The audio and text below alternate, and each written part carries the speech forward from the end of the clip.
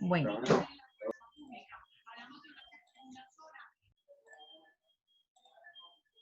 y aquí vamos a ver la iglesia de Sardis el día de hoy, una iglesia marchita. Y resulta que cuando vamos a la palabra nos damos cuenta de que quien, como decía Manu, quien le está hablando a las iglesias es el mismo Jesús. Le da el mensaje a un ángel para que se lo comunique a la iglesia, pero es algo que salió del trono, o sea, no es algo que dijo alguien más, sino algo que el mismo Jesús dijo. Y aquí vemos que él se refiere a él mismo como el que tiene el Espíritu de Dios de 7 aspectos, que son el Espíritu del Señor, de sabiduría, de inteligencia, de consejo, poder, conocimiento y temor del Señor, que por tener esos espíritus precisamente es quien tiene, además de ser Jesús y de toda su dignidad, es quien conoce a las iglesias y sabe qué hablar a cada una de ellas y la profundidad de lo que les va a decir. Y dice que es aquel que tiene las 7 estrellas, y las 7 estrellas representan a las 7 iglesias, que son Éfeso, Esmirna, Pérgamo, Tiatira, Sardis, Filadelfia y Laodicea, que son iglesias ubicadas en Asia Menor y a las que en Apocalipsis Jesús se refiere. Para contextualizar un poco, aquí tenemos un mapa donde ubicamos a Sardis, estamos viendo que son iglesias de Asia Menor, y esta ciudad era ubicada en un cruce de caminos de las carreteras más importantes de Asia. ¿Cuál es la importancia de esto? Es que todo el comercio, todo lo que tiene que ver con traslado de mercancía, pasaba por allí, o sea, era un punto central para el comercio y también para poder requerir y contar con insumos, alimentos, oro, lo que necesitaran llevar, pues esta era una ciudad muy importante para poder permitir el paso.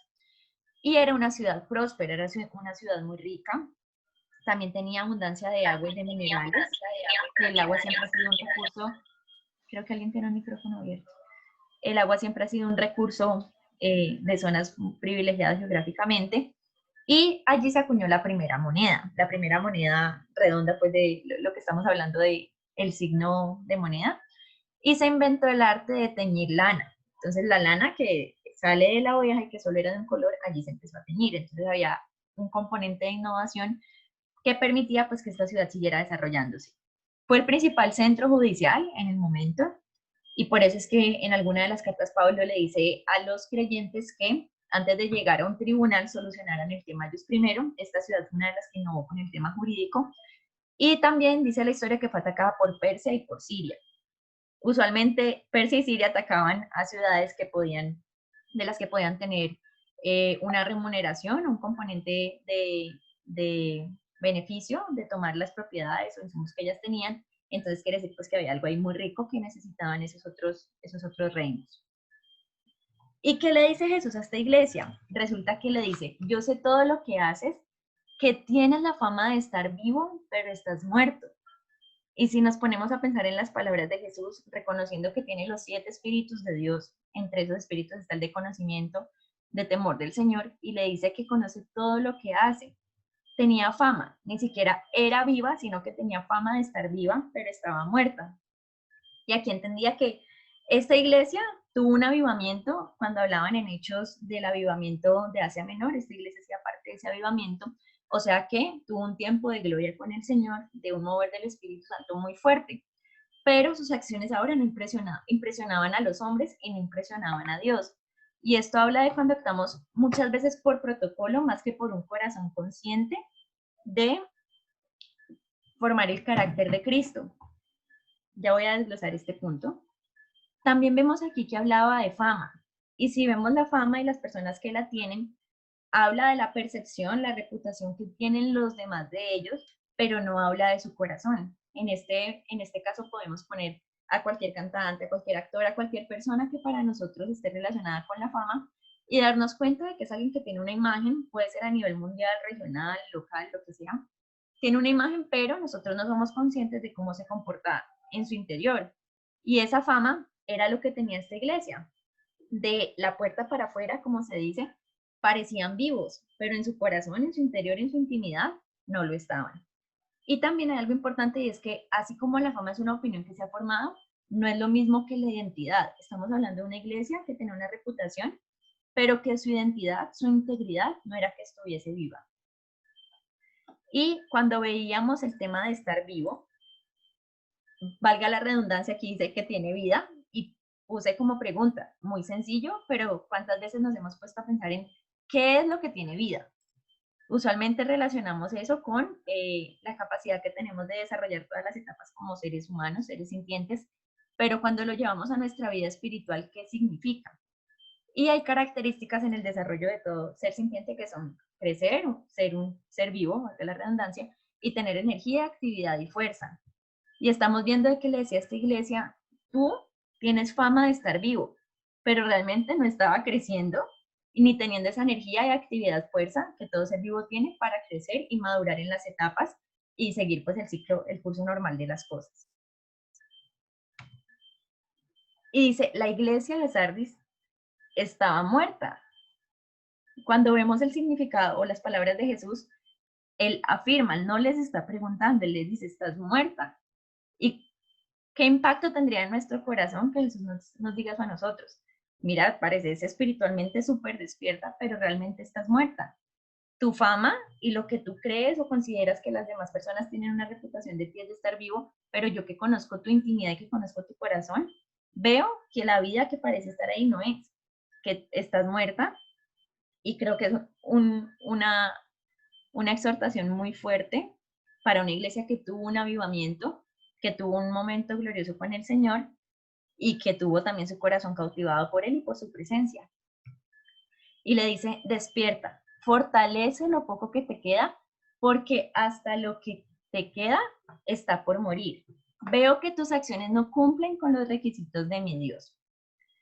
Y recordaba algo que habló Jesús en los evangelios, siendo el mismo Jesús el que le da este mensaje a la iglesia, y era que iba a llegar el día en que muchos buscaran a Jesús y le diría, tú eres nuestro Señor, profetizamos en tu nombre, echamos fuera demonios por ti, hicimos muchos milagros en tu nombre. Y él les dice, nunca los conocí, apártense de mí porque ustedes se dedicaron a hacer el mal.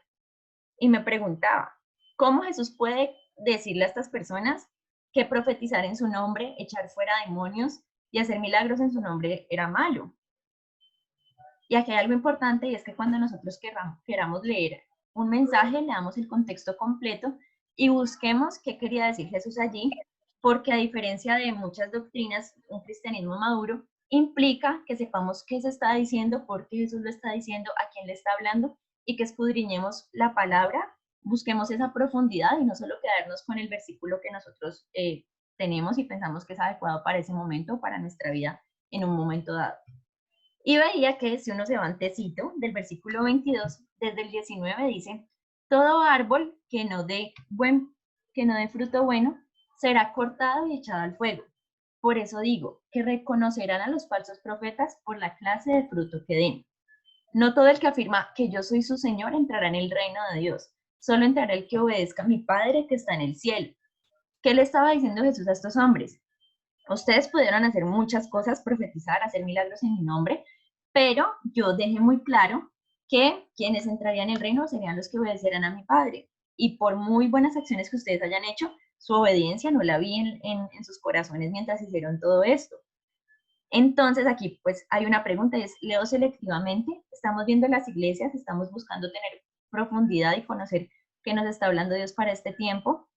Y también hay una práctica que debemos fortalecer y es de verdad tomarnos la lectura de la palabra en serio y escudriñarla, porque cuando leemos selectivamente y usamos versículos, eh, solo uno para explicar una situación, muchas veces no entenderemos el mensaje completo que Jesús nos quería dar. Y relacionado a esos versículos entonces con este tema de que las acciones de esta iglesia no cumplían con los requisitos de Dios. Y habla muchas veces de cuando nosotros nos sentimos bien por hacer una buena obra, sentir que reflejamos a Jesús, pero nuestra vida de intimidad, ya sea los que se conectan adorando, los que se conectan orando, escribiendo, cada quien cómo desarrolle su relación con Dios y sepa que es la forma en la que tiene de desenvolver su corazón en la presencia del Señor, no está activa. Entonces hacemos algo bueno, hacemos algo que consideramos que Jesús celebraría, honraría, pero nuestra vida espiritual, nuestro lugar secreto está apagado. Y como buscamos muchas veces refugiar nuestra vida espiritual en los actos externos y no en que realmente sea Jesús quien conozca nuestro corazón, llenarnos de Él y que eso sea lo que produzca el fruto externo, sino valernos antes de lo externo para pensar en lo interno que estamos bien.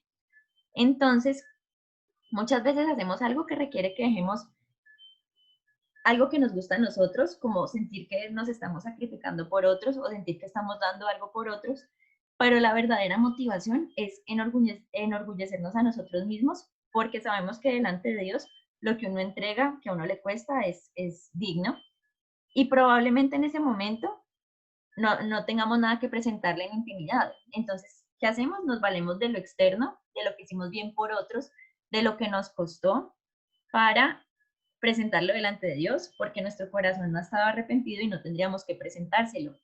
A lo que voy es que lo que pasaba con esta iglesia es que buscaba lo externo para justificar su posición delante de Dios, pero realmente estaban espiritualmente marchitándose. Y lo que identificamos en esta iglesia es cómo aún en nosotros y en esta actualidad nos puede pasar que dejemos de lado nuestra vida de oración, nuestra lectura de la palabra, las cosas que nos hacen conectar con Dios para vivir una vida de apariencias, porque era lo que tenía esta iglesia, fama, pero en su vida de intimidad y de espiritualidad, de comunión con Dios, estaba apagada, estaba marchitándose.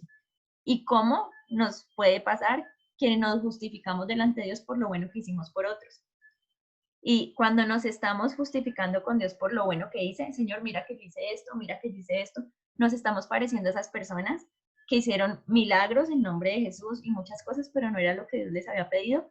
Y también muchas veces el obrar nuestro puede ser con una buena intención, pero también tenemos que reconocer cuando ese obrar nuestro es por orgullo.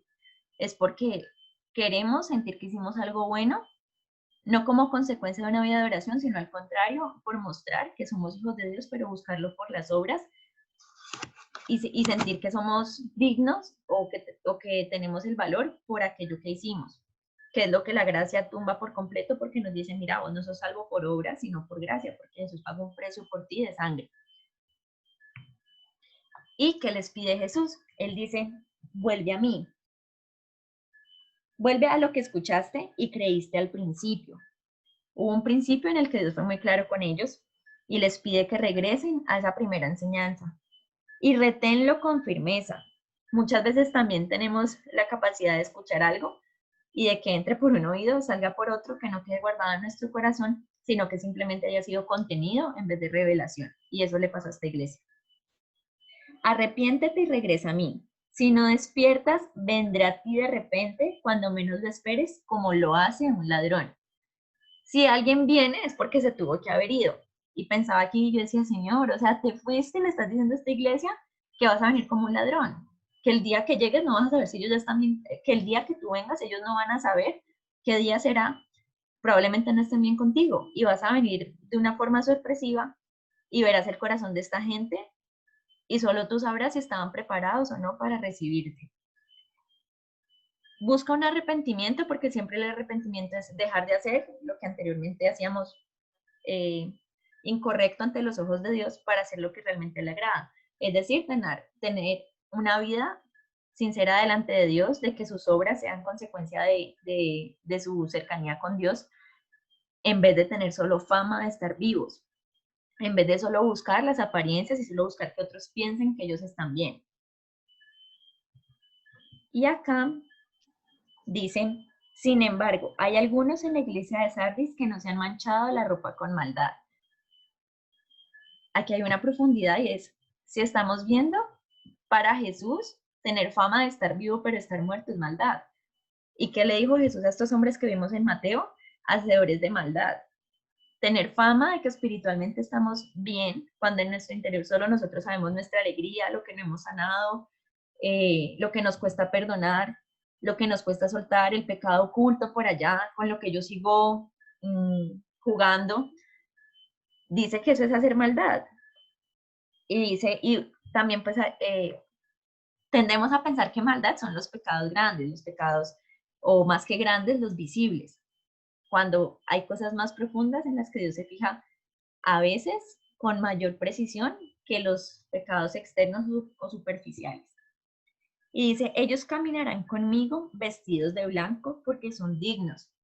Si vemos cuando habla de blanco, siempre habla de algo puro, de algo santo, y Dios considera que tener una vida espiritual integral es ser digno. Lo contrario es tener apariencias, pero cuando tenemos una vida espiritual pura, en santidad, Dios nos considera dignos de vestirnos de blanco. Y dice que ellos caminarán conmigo vestidos de blanco porque son dignos, todos los que salgan vencedores serán vestidos de blanco. El mismo Jesús sabe que hay algo por vencer. ¿Por qué? Porque sabe que estamos en un sistema que siempre mira las apariencias, en el que siempre nos muestran que tenemos que vernos fuertes y que tenemos que vernos eh, en cualquier área de nuestras vidas fuertes, ya sea la financiera, la emocional, la laboral, la familiar, siempre nos señalan que tenemos que vernos fuertes. Y sí, está bien tener la intimidad, en la intimidad de nuestras casas, temas por resolver, no mostrárselos a todo el mundo, pero también tener claridad de que siempre cuando nos imaginamos un mundo perfecto, estamos pensando que los procesos con Dios no son necesarios.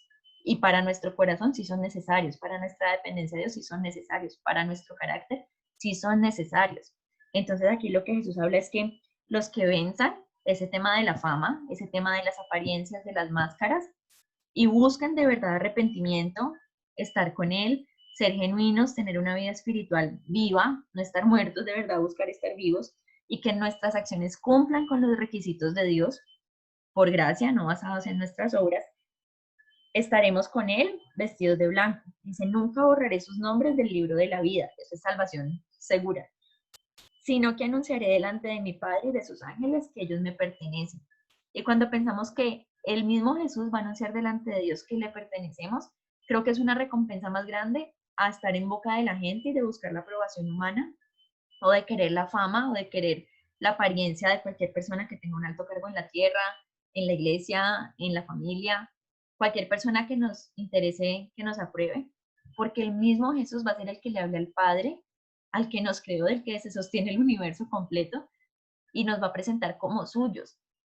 Que cuando nuestro corazón está bien posicionado y entendemos lo que él está diciendo aquí, se vuelve una meta y dejamos, como decía Pablo, estimo todo por pérdida con tal de conocer a Cristo. Aun cuanto más, qué dicha, qué rico, cuando uno dice, no me importa la fama, no me importa lo que piensen de mí, porque sé ante quién estoy siendo vista, que es ante el mismo Jesús, y para quién son mis acciones y de quién es mi corazón. Y dice, todo el que tenga oídos para oír debe escuchar al Espíritu y entender lo que Él dice a las iglesias. ¿Por qué?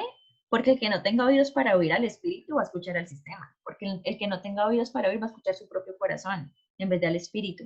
Porque el que no tenga oídos simplemente va a escuchar la voz de la persona a la que intenta agradar en vez de al Espíritu. ¿Y eso en qué termina? En que el mismo Dios nos ha dicho, en Jeremías está, que no pongamos nuestra confianza en otro hombre. Eso no quiere decir que no vamos a confiar en alguien. Quiere decir que nuestra seguridad y nuestra dependencia no puede depender de alguien, un ser humano antes que de Dios. Y entender lo que Él dice a las iglesias. Muchas veces vemos y leemos esto, pero la profundidad de lo que Jesús está diciendo aquí es muy grande y habla también para nuestras vidas, habla a lo que vivimos ahora. La iglesia de Sardis tenía un contexto de riqueza, de abundancia.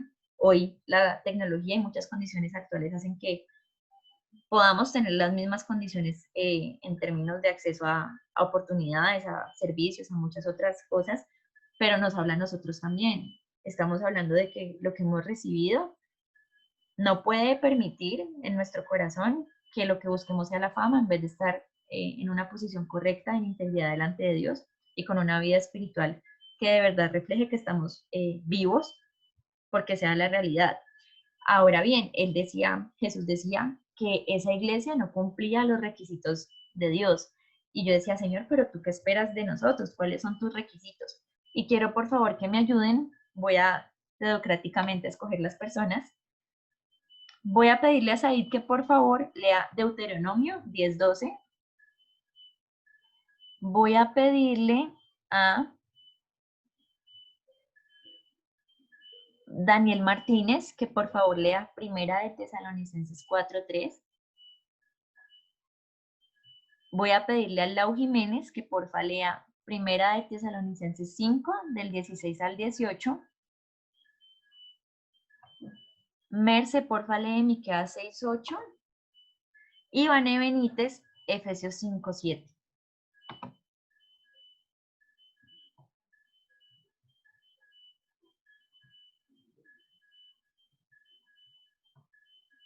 ¿Said ya lo tiene? ¿Estás por ahí, Said?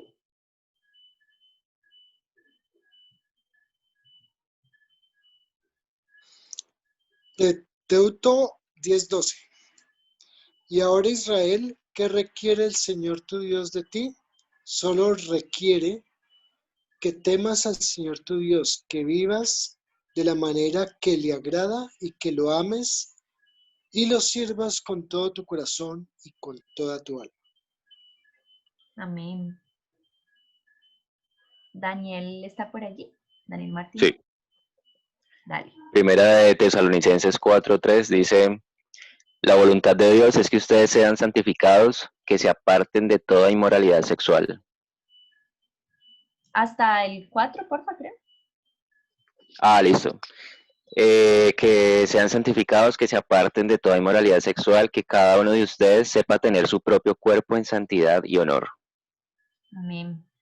Lau Jiménez, porfis. Sí. Dice, ¿del 16 al qué? Al 18. Dice, estén siempre alegres, nunca dejen de orar, sean agradecidos en toda circunstancia, pues esta es la voluntad de Dios para ustedes los que pertenecen a Cristo Jesús. Amén. Merce, porfis. Hola, ¿me escuchan? Sí. Ya. No, oh pueblo, el Señor te ha dicho lo que es bueno y lo que exige de ti, que hagas lo que es correcto, que ames la compasión, que camines humildemente con tu Dios. Amén. Y Vane, porfa. Dice, no seáis pues partícipes con ellos. Efesios 5:7. Sí, señora. Bueno, ahorita busco, creo que lo dijiste mal, pero ahorita lo busco. Entonces, si vemos cuando Dios habla aquí en la palabra de lo que Él pide de nosotros, Él no nos está pidiendo cosas tan externas como nosotros tendemos a pensar, sino que busca lo profundo, busca que lo amemos, que estemos en santidad, libres de inmoralidad y cosas tan profundas que dependen de una vida de dependencia, de un tiempo en el que Él pueda transformarnos, de que los deseos de nuestro corazón sean alineados conforme a lo que Él quiere, más que lo que nosotros deseamos o nos puede generar placer o bienestar terrenal o humano, sino que sea Él nuestro núcleo. Entonces, cuando yo voy a que le decía a esta iglesia, no cumples mis requisitos, y buscaba cuáles eran como esos requisitos, si bien hay muchos mandatos en la palabra, esta iglesia estaba, lo que le estaba pidiendo Jesús a esta iglesia era que de verdad su corazón se volviera a Él, que su corazón estuviese para Él con devoción y también con una entrega genuina, con una entrega sincera. Entonces, para esta iglesia, de pronto ya tener esa entrega por haber estado en su abundancia y por también buscar fama, esto era algo duro en sus corazones. Me lo imaginaba como tener esa coraza en la que estaban también en lo externo, que ya era difícil que se pudiera lograr que sus corazones fueran blandos, y Jesús los llama a eso: arrepiéntanse y vuelvan, regresen a mí. Y aquí, como decía Manu, estamos estudiando estas iglesias porque es el mismo Jesús quien nos las explica, y porque es importante con ellas reconocer que el carácter de Jesús es la respuesta a nuestras necesidades, que lo explicó Manu el domingo anterior. Entender que las iglesias nos muestran cómo nos ataca el enemigo, y veíamos en esta iglesia que las estrategias del enemigo son hacernos sentir bien ante Dios solo por hacer buenas obras. O sea, es una estrategia viejísima. Y qué bueno que la identifiquemos y la recordemos, porque muchas veces cuando uno avanza tanto en el caminar con Dios, hay cosas que aprendió en el principio que tiende a olvidar más adelante. Como cuando uno va en una carretera, vio la señal, cualquier advertencia, policía acostado, y más adelante se le olvidó la señal y cayó en el policía acostado. Pues por decir algo, un hueco, pongo cualquier cosa ahí.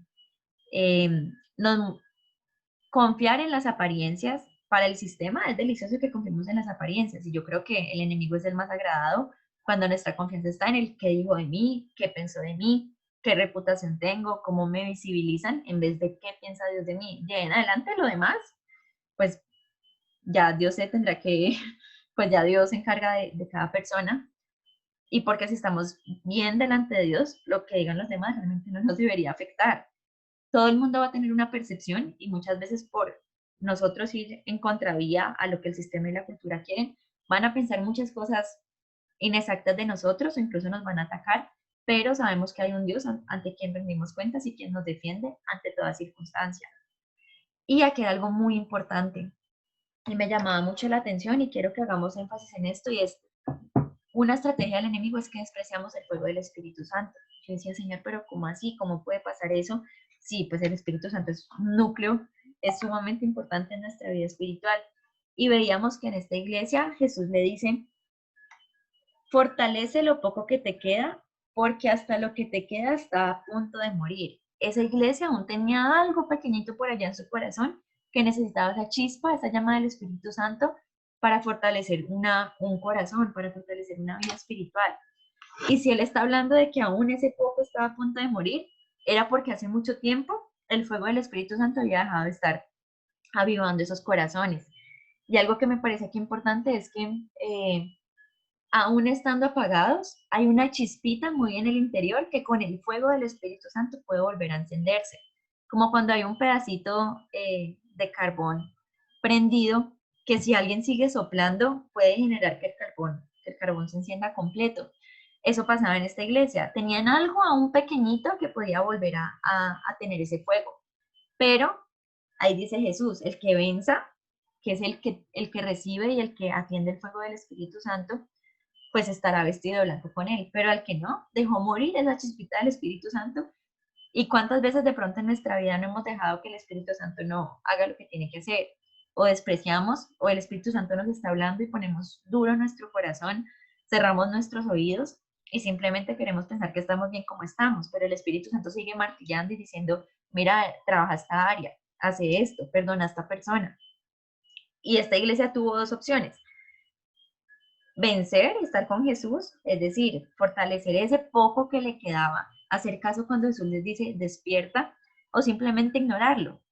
Y los que lo ignoraban, pues ya sabíamos cuál era la palabra de Jesús, que le iba a venir como un ladrón en la noche. Y aquí también algo importante es que Jesús les dice lo que escucharon al principio. Uno de los mensajes principales del Evangelio siempre ha sido arrepiéntanse y busquen el reino de los cielos. Y probablemente ya tenían una vida cristiana tan rutinaria que habían olvidado arrepentirse, lo daban por hecho, y buscar el reino se les había vuelto de pronto algo no tan común y tal vez algo que no estaban sus prioridades, ya estaban acostumbrados a otra cosa. Y también, pues aquí hay un último punto, que es conformarnos con una vida espiritual tibia, que cuando veamos otra iglesia muy importante también vamos a fortalecer ese punto. ¿Y qué carácter de Jesús vemos aquí? Pude haber puesto cualidades más específicas, pero cuando vemos que aquí hay un Jesús paciente que sabe que ellos estaban obrando por costumbre, está dispuesto a extenderle su perdón y a esperar que ellos lo hagan, que se arrepientan y que vuelvan a Él.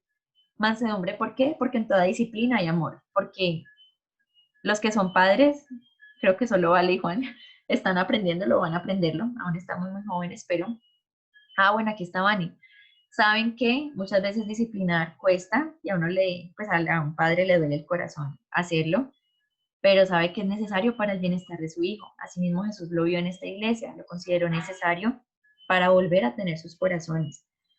Templanza, porque Jesús, al mismo tiempo en que reconoce todo lo que ellos hacían, les dice, necesito que corrijan esta área de sus vidas, y no estaba jugando, les dio un mensaje muy claro. Fe, ¿en qué sentido vemos a Jesús? Pues claramente fue el hombre con más fe al saber que su padre lo respaldaría entregándose en la cruz, y sabía que eso iba a pasar, pero también en que muchas veces cuando nos hablan que Jesús es un hombre de fe, como nosotros sabemos en nuestra mente que nuestra fe está en Jesús, nos cuesta a veces pensar que Jesús tiene fe, pero Jesús también sabía, y a qué voy cuando digo que él tenía fe, en que había personas que iban a vencer e iban a estar vestidas de blanco con él. Más que esperanza, él tenía certeza, que era la fe, la certeza de lo que no se ve, en que iban a haber vencedores que estuviesen con él y que él los iba a vestir de blanco porque eran dignos.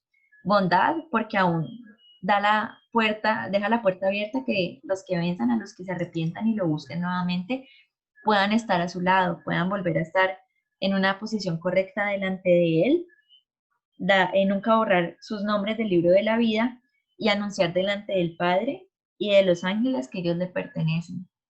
Y creo que Jesús anunciar que le pertenecemos es una muestra de amor tan grande que considero aquí que Jesús tenía un corazón también muy lleno de amor para, aún reconociendo la falla que tuvo, pues que tuvo esa iglesia y que también nosotros hemos estado allí, aún sigue con la capacidad y como la potestad y el amor, la decisión de que al estar bien con Él podamos tener ese privilegio de ser llamados por Él, de que le pertenezcamos, que Él nos muestre y nos anuncie ante su Padre y sus ángeles como suyos, como de su corazón. Entonces creo que aquí hay un carácter de Jesús que ama y que sabe que lo que tenía que hacerle a esta iglesia ese llamado de atención, pero para hacer que sus corazones recordaran lo que escucharon al principio y volvieran a estar firmes, a estar en ese primer amor. Y aquí, cuando vemos lo que Jesús le dice a esta iglesia, es una decisión que implica enfocar nuestro tiempo, recursos y energía en ser una iglesia viva, en ser una iglesia no de fama de estar vivos, sino realmente de estar vivos. Aquí hay algo muy importante y es que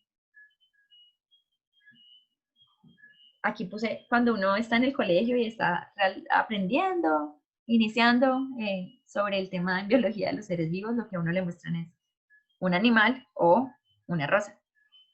Y aquí vemos una rosa viva, que quiero que comparen esta rosa como si fueran sus corazones o el corazón de esta iglesia. Y si vemos esta rosa se ve radiante, es una rosa que parece pues estar muy sana, que fue bien cuidada, que le dio el sol, que tuvo el agua suficiente, que recibió los nutrientes necesarios para poder estar bien. Y aquí estamos viendo una rosa marchita. Yo creo que cuando Jesús le dijo a esta iglesia, tienes fama de estar viva, pero estás muerta, la condición del corazón la comparo con esta rosa. Un corazón que pues ya simplemente al estar muerto había perdido muchas cosas bonitas que en su momento fueron muy valiosas para Dios. Y me puse a buscar qué pasaba con la muerte. Pues no en el sentido espiritual de la vida eterna, sino qué pasa cuando uno muere. Y lo primero es que el corazón deja de latir, a diferencia de que podemos vivir con nuestro sistema, ¿cómo se llaman los doctores que tratan el cerebro? Neurólogos, nuestro sistema, bueno, ese. Hay gente que puede vivir muchos años en coma, aún con sus extremidades paralizadas, pero una persona a la que le falla el corazón y hay un infarto o ya pues no tiene más actividad, simplemente ahí se acaba la vida. Y veía cómo el corazón, en términos de salud, también refleja el corazón en la vida espiritual. Y cuando el corazón deja de latir, lo relacionaba con perder la pasión. ¿Perdimos la pasión? ¿En qué momento perdimos la pasión? O sea, ¿en qué momento esta iglesia perdió la pasión? Y se volvió una iglesia muerta. Y su corazón dejó de latir por Dios y por lo que le apasionaba. También cuando alguien muere pasa algo, me lo explicó mi primo que es bacteriólogo y traté como de ponerlo así muy resumido y en palabras que todos entendamos. Yo no estudié medicina. La sangre deja de correr, la sangre lleva el oxígeno, o sea que deja de, pues como de tener oxígeno en el cuerpo y relaciona eso con el soplo de vida del espíritu. Cuando nosotros en nuestra vida espiritual estamos muertos, como dice Jesús, hemos dejado el soplo de vida del espíritu a un lado hace mucho tiempo. Y él me explicaba algo que se llama necrosis, pero pues lo voy a desglosar en palabras muy sencillas, muy amenas, y es que las células dejan de producir energía. O sea, sencillamente en nuestra vida espiritual la energía para tener esos espacios, estar bien con Dios, se pausó. Entonces, cuando vemos el corazón de esta iglesia, también hay una invitación para nosotros que profundizamos en lo que significa, y es entender que hay una decisión de estar vivos que implica enfocarnos en Jesús, y más allá de buscar la recompensa de estar vestidos de blanco, considerar que Jesús nos considere dignos, que nunca borre nuestros nombres del libro de la vida y que nos anuncie delante del Padre y de los ángeles que nosotros le pertenecemos, que es una promesa hermosa y demasiado valiosa. Qué importante es que actualmente nuestro corazón pueda presentarse como un corazón vivo delante de Dios, donde la fama, donde las apariencias simplemente quedan a un lado porque sabemos que estamos ante la audiencia de uno, donde nuestro corazón es libre de buscar la aprobación de los demás y podemos estar bien delante de Él sin necesidad de impresionar a alguien más, donde sabemos que lo que nos genera la identidad, lo que nos define, es lo que Él dijo de nosotros, el propósito de Él en nosotros, más allá de lo que queramos lograr en el sistema, que es temporal cuando Él es eterno. y pensaba cómo puede esto relacionarse con mi vida actual. Y pensaba en mi área laboral, cada uno pues piensa en la suya, pero por ejemplo a mí me gusta mucho trabajar, no es la meta de mi corazón y creo que por eso Dios ha sido bondadoso conmigo en esa área y le doy la gloria, porque me gustan mucho los dones y talentos que Dios puso en mí y que es por su gracia y bondad, desarrollarlos y poder estar en comunidad, servir a la gente, poder lograr resultados y saber que las cosas se dan y que lo que más me gusta del tema laboral es el relacionamiento, estar con la comunidad. Dios me ha hecho súper social y creo que todos lo sabemos aquí, pero también muchas veces los recursos, mi energía, mi tiempo se han dedicado a estar allí. Y ahí cuando relacionaba este tema con Señor, ¿será que en mi vida espiritual muchas veces me concentro más en responder a un área laboral que a estar realmente viva delante de ti, a tener una vida en la que yo pueda representar que no solo tengo una fama de ser una hija de Dios, sino que desde el lugar secreto, desde mi intimidad, que redunda en un fruto externo, pero desde mi intimidad estoy en la posición correcta contigo? Y pensaba que muchas veces las áreas de nuestra vida que nos permitirán saber si estamos vivos o muertos tienen que ver con esto, con dónde ponemos nuestro tiempo, recursos y energía y cuál es la ganancia espiritual que tenemos allí. No porque Dios sea un Dios que piensa en ganancia, sino en que estoy invirtiendo el tiempo, que es un recurso que no regresa, los recursos, ya sea el dinero o cualquier cosa que nos cueste, que es algo que Dios nos permite administrar, ser mayordomos de algo que nos da de su provisión, en qué lo estoy enfocando, y la energía que muchas veces ponemos en cosas que el sistema valora más de lo que Dios prioriza. Entonces aquí hay un llamado a de verdad identificar cómo nuestra vida espiritual puede ser delante de Dios, no una pantalla, sino que sea Él nuestra prioridad y nuestro corazón sea completamente cautivado por Él y no cautivado por la abundancia o la riqueza que hay en lo externo que nos hace pensar en solo tener una vida de apariencias, porque también aún siendo hijos de Dios muchas veces llegamos al punto en que hacemos obras porque es lo típico que va a ser un hijo de Dios, pero la motivación correcta no está en orar como Jesús lo hizo, sino que se volvió algo rutinario, un protocolo, o cuando hacemos lo que hablábamos, algo por otros, pero por enorgullecernos nosotros mismos. Aún nosotros queriendo llamar la atención de Dios, pero finalmente es para sentirnos bien porque no hemos hecho en intimidad lo que debíamos hacer. Entonces, este es como un estudio de lo que esta iglesia trataba. La invitación también es a buscar que nuestro corazón, que es lo que solo conocen las personas que están más cerca de nosotros, como decía Daniel sábado, y que solo Dios ve en profundidad, sea vivo y no que refleje esta rosa que está al lado derecho como muerta. Y si nadie tiene preguntas, voy a pedirle a Dani apoyo. Yo no tengo preguntas, pero sí quiero decir 3 cositas.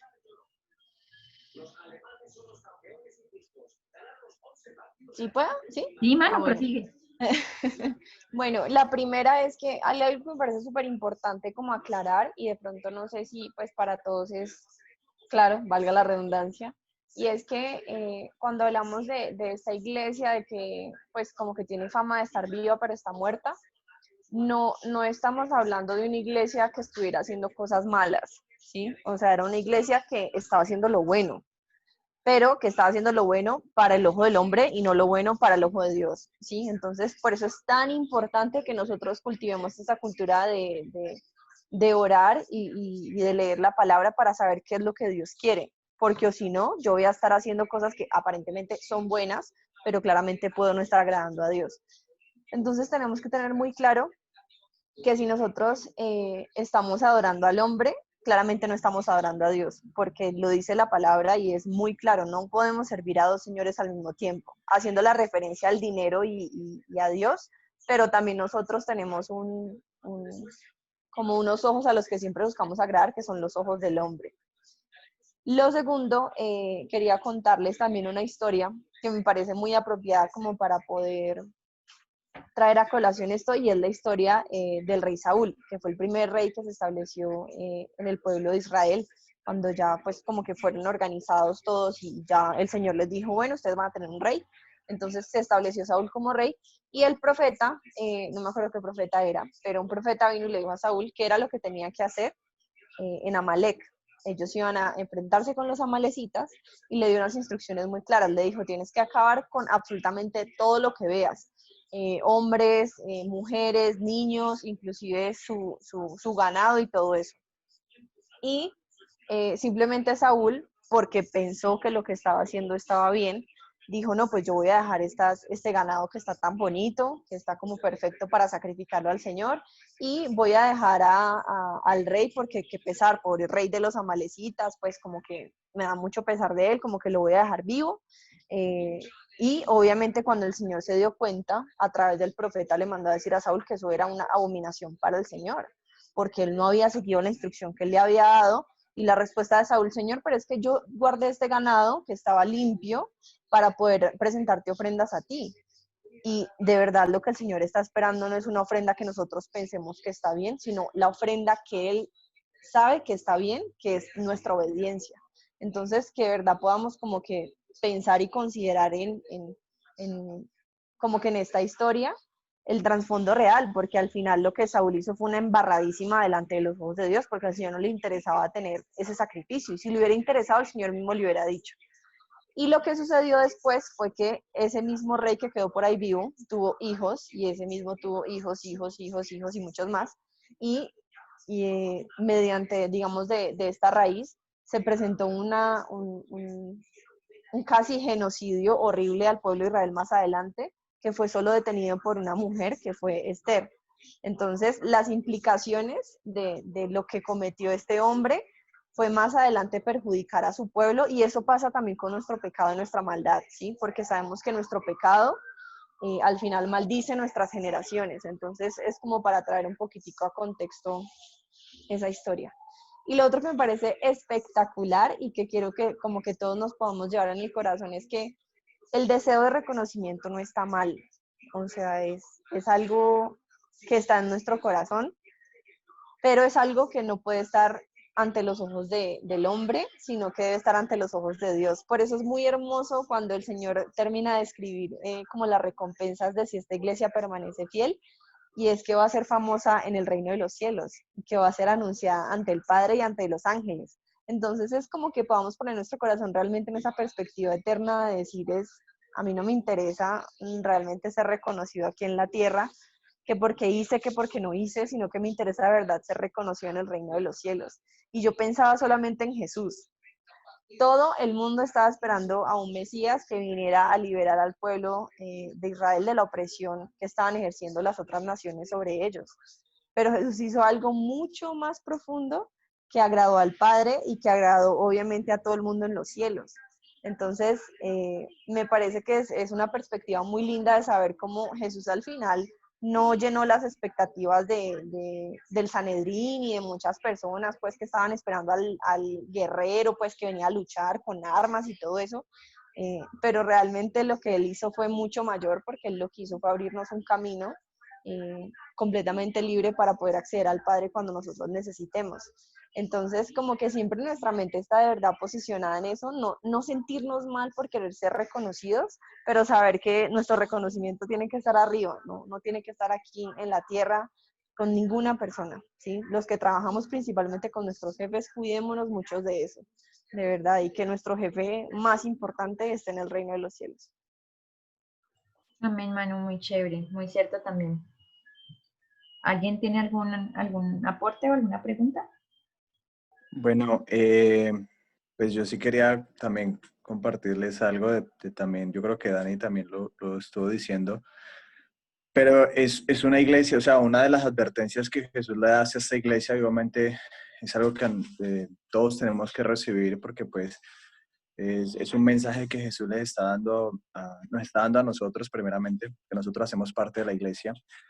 Entonces, algo que dice Jesús es, pues si no velas, dice, acuérdate de las cosas que has recibido, has oído, has guardado, o sea, acuérdate de todo lo que yo te he enseñado, o sea, lo que Jesús nos ha enseñado en el transcurso de nuestras vidas. Y si de pronto apenas llevamos un año o no sé, dos, y estamos empezando con Dios o algo así por el estilo, o estamos renovando votos con Dios, lo que dice Jesús es recuerda, o sea, recuerda, guarda todo lo que yo te enseño, todo lo que yo te digo. Y después dice, arrepiéntete, cambia tu modo de pensar. Pero lo más interesante es que dice, pues si no velas, vendré sobre ti como ladrón y no sabrás a qué hora vendré sobre ti. O sea, lo que Jesús le está diciendo, tú no te estás preparando, tú no estás esperándome a mí, tú no deseas verme, eh, estás en tiniebla completamente porque dice que Jesús viene como ladrón para aquellos que están en tiniebla, para aquellos que están en oscuridad. Y tinieblas es desconocimiento de quién es Jesús, quién es el que es, el que era y el que ha de venir. Y muchas veces perdemos el tiempo en otras cosas y no dedicamos tiempo en conocer quién es Él.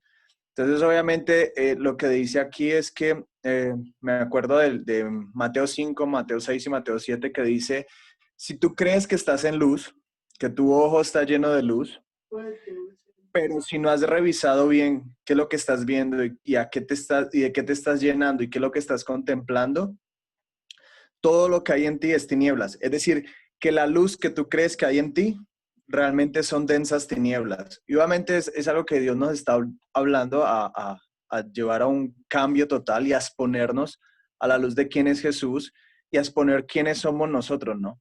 Porque nos aferramos a cosas, ideas, pensamientos y cosas que no vienen de Dios, sino de cosas que hemos escuchado en las noticias, investigaciones, bueno, cantidad de cosas, pensamientos filosóficos, humanistas y pensamientos que no se conectan con quién es Dios y con el reino de Dios.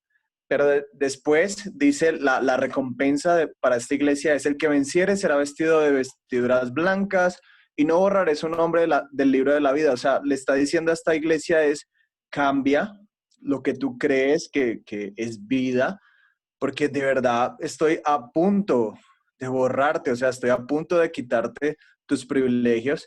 Dice, y confesaré su nombre delante de mi Padre y delante de sus ángeles. No sé si se acuerdan cuando Jesús dijo, todo aquel que no se avergüence de mí, todo aquel que decida vivir para mí, y que me confiese delante de los hombres, yo lo confesaré delante de mi Padre y delante de los ángeles que están en el cielo. Entonces, obviamente, es una iglesia que está llegando a un punto en donde se avergüenza de Dios, se avergüenza de quién es Jesús, se avergüenza de las cosas de Él.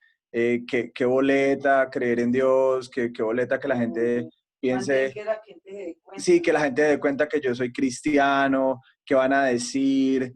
Entonces, como que es una iglesia que está perdiendo, está cayendo en conocimiento. Ahora, con referente a lo de la venida de Jesús, dice que los que esperan la venida de Jesús recibirán la corona de justicia.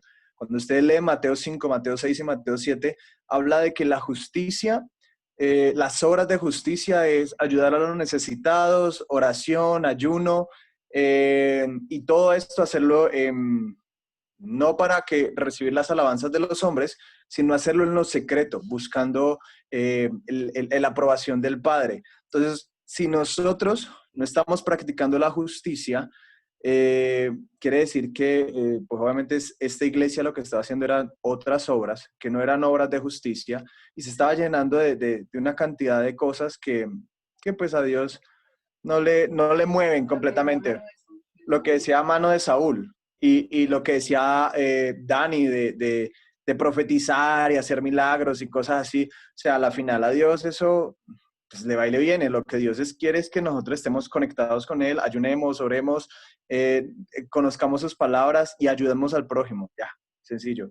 Entonces era como lo que quería de pronto hablar de esta iglesia, porque pues no sé si cuando leyeron, los que leyeron Apocalipsis 1, 2 y 3 y leyeron las iglesias, se sintieron identificadas con alguna de ellas, pero yo creo que muchas veces hemos caído en este tipo de iglesia, que nos sentimos muy vivos, muy llenos de Dios y realmente por dentro, como dijo Jesús, sepulcros blanqueados, está llenos de hueso y de suciedad por dentro. Entonces, yo creo que muchas veces nosotros hemos caído en eso y lo hablo por mí, porque realmente uno empieza a seguir unos procesos con Dios y cuando Dios trae disciplina sobre nuestras vidas no nos gusta y decimos, Dios, ¿por qué estas cosas? ¿Por qué estas situaciones? Pero realmente lo que Dios quiere sacar es limpiarnos y llenarnos de su luz y de su santidad. Entonces, qué bueno poder entrar en esa dimensión de ser dignos, ¿no? De ser dignos. Dice, ¿quién podrá estar en pie delante del Cordero? Pues aquí dice, ¿no? El que dice, los que andan con vestiduras blancas, los que son vestidos de Él, los que no han manchado sus vestidos, esos son los que son dignos. Y en Lucas, creo que Lucas 21 dice, porque a través de la oración vamos a ser dignos de estar delante de Él y estar en pie en el día que Él se manifieste sobre su iglesia y sobre cada uno de nosotros. Entonces, obviamente, es una motivación porque yo creo que esto nos tiene que apasionar y encender el corazón a generar muchos más cambios, o sea, no a quedarnos estancados en lo que ya hemos aprendido, en lo que ya hemos recibido, sino profundizar más con Él y en qué es lo que Él quiere para nuestra vida. Entonces, eso era como lo que quería pronto compartirles. Dale, Dani. Muy chévere, Juanda. Entonces, pues ahorita creo que más claro no puede ser. Tengamos como un tiempo de ponernos delante de Dios, cada uno lo que sintió que Dios le dio, le señaló, le mostró de su corazón, de su vida.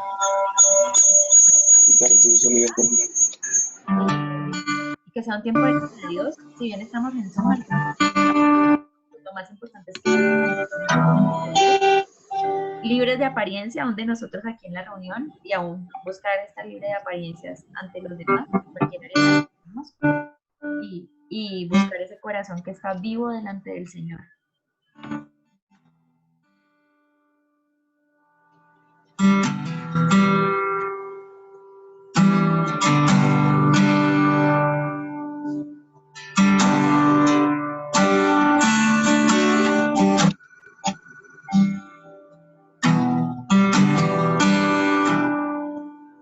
Y en la oscuridad, en la tempestad, tú me cuidas.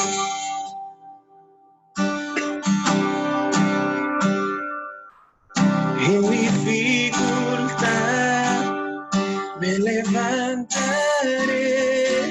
en tu brazo.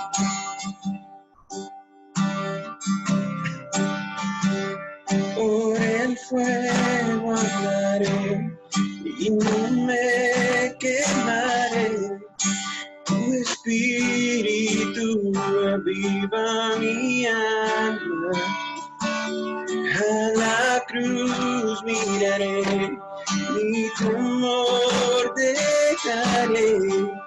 La luz de tu gracia, Señor, y lo que seco y muerto está, tú levantas con poder y restauras las ruinas, Dios por siempre eres rey, mi refugio en la sombra de tu amor, siempre quiero adorarte y amarte, Señor.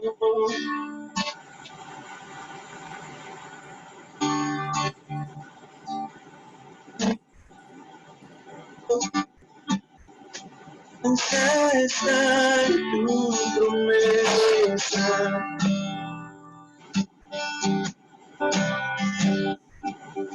Cuando te he visto, te da nuevas fuerzas.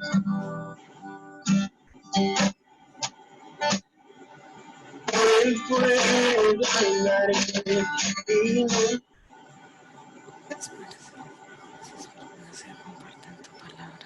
Gracias, Señor. mi alma. Gracias, Padre. Gracias por darme esa fortaleza. Fortaléceme, Señor.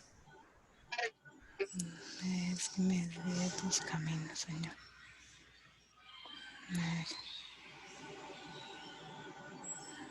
Señor.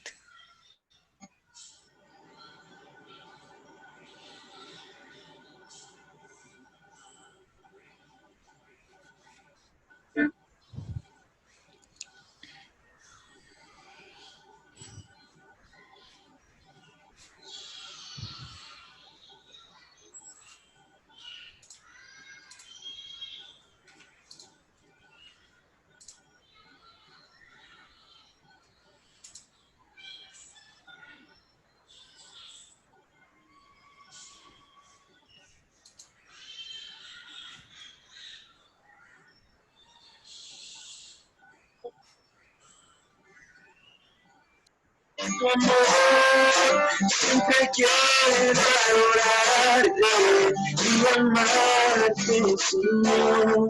Y lo que seco muerto está, hoy levantas con poder.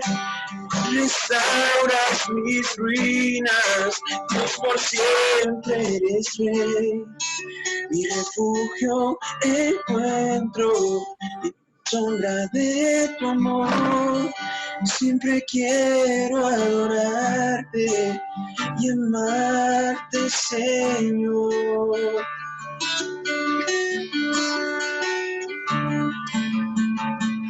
Señor, hoy te pedimos que en el nombre de Jesús nos ayudes a buscar tu rostro, Señor, a volver a corazones apasionados, Señor, no solo de hacer lo correcto en nuestras fuerzas, Señor, y no solo de obrar bien, sino de saber que tú nos anhelas deseosamente, Señor, que tú nos anhelas con pasión, Señor. Hoy oro que nos limpies de todo deseo, Señor, de buscar la aprobación fuera de ti, Señor, de buscar primeramente la opinión de nuestros padres, jefes, amigos, Señor, y que dirijas nuestro corazón a primero ir al lugar secreto, que fuiste quien nos diseñó, fuiste quien dijo quiénes éramos, quien nos dio identidad. Hoy oro en el nombre de Jesús que nos limpies de nuestra identidad, de nuestro deseo de ser contados por justos, Señor, por terceros. Hoy oro, Señor, que nos perdones si hemos herido a otros, Señor. Hoy oro que nos perdones, Señor, por engañarnos a nosotros mismos, Señor, por los momentos en los que hemos invertido nuestro tiempo, recurso y energía, Señor, en cosas diferentes a lo que tú tienes como prioridad, cuando hemos puesto antes que tu presencia y que nuestra vida espiritual otras cosas en ese lugar, Señor. Hoy oro que podamos volver a tener ese corazón apasionado por ti, a estar vivos, no como fama, Señor, sino que nuestra vida pueda estar despierta delante de ti, que escuchemos al Espíritu Santo, que ese fueguito del Espíritu que aún está encendido en nuestro corazón reciba esa llama, ese fuego completo del Espíritu Santo y vuelva a arder en nuestro corazón una pasión genuina por ti, Señor.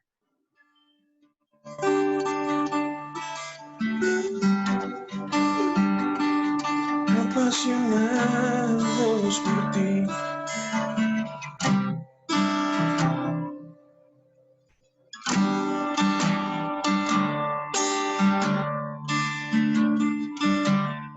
Y lo que seco y muerto está, levantas con poder. Restauras las ruinas, Dios por siempre eres rey. En ti mi refugio encuentro, la sombra de tu amor. Siempre quiero adorarte y amarte, Señor. Por el fuego andaré y no me quemaré. Tu espíritu aviva mi alma. Y a la cruz miraré, mi temor dejaré en la luz de tu gracia, Señor.